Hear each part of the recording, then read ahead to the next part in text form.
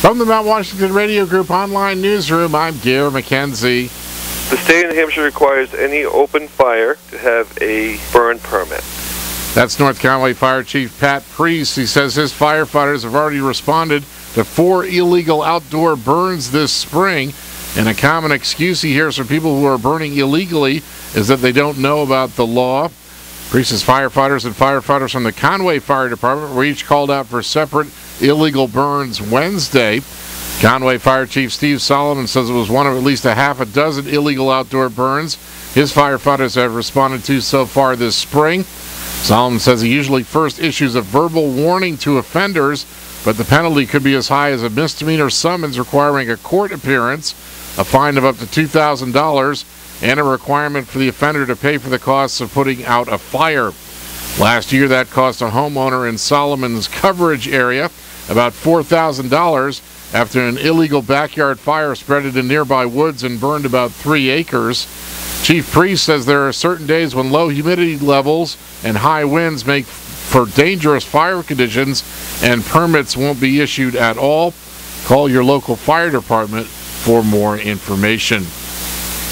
U.S. Representative Carol Shea Porter will meet with hikers and tour the White Mountain National Forest this morning with John Judge, the president of the Appalachian Mountain Club. Shea Porter announced Monday the forest had been awarded a $2 million grant from the Federal Highway Administration to repair roads and bridges damaged by the remnants of Tropical Storm Irene. At noon today, Shea Porter, a member of the House Armed Services Committee and a former military spouse, will host a rural veterans forum at the American Legion Hall on Tasker Hill Road in Conway.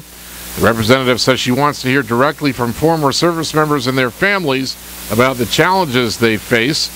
The Congresswoman says she's committed to helping veterans find good jobs and access the health and education benefits they've earned. Lunch will be provided. In Maine news, lawmakers have preserved more than a dozen bills vetoed by Republican Governor Paul LePage, but dozens of others failed to get enough votes to survive. Among the vetoed bills overturned yesterday by the Democratic-led legislature is one that would close a $32 million gap in the $6.3 billion state budget and move hundreds of developmentally disabled residents off a wait list for services in the Medicaid program. Also preserved is a $12 million bond for small businesses and a measure that would expand private insurance coverage for autism treatment to more Maine children. Dozens of vetoes were sustained, including a bill to allow the state's forest rangers to carry guns. Other bills that died include 2 measures to expand Medicaid under the federal health care law.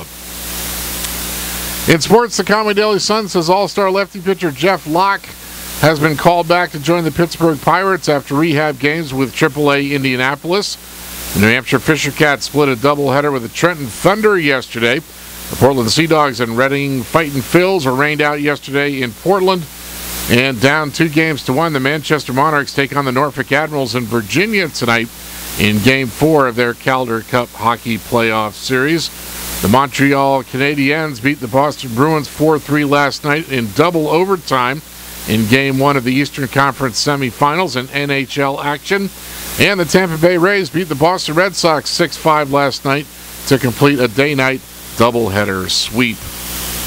In the weather today, partly sunny with a chance of showers, highs of the lower 60s, west winds 10 to 15 miles per hour. Partly cloudy tonight, lows of the mid to upper 30s, and partly sunny in the morning Saturday, then mostly cloudy with a chance of rain showers in the afternoon, highs in the mid 60s.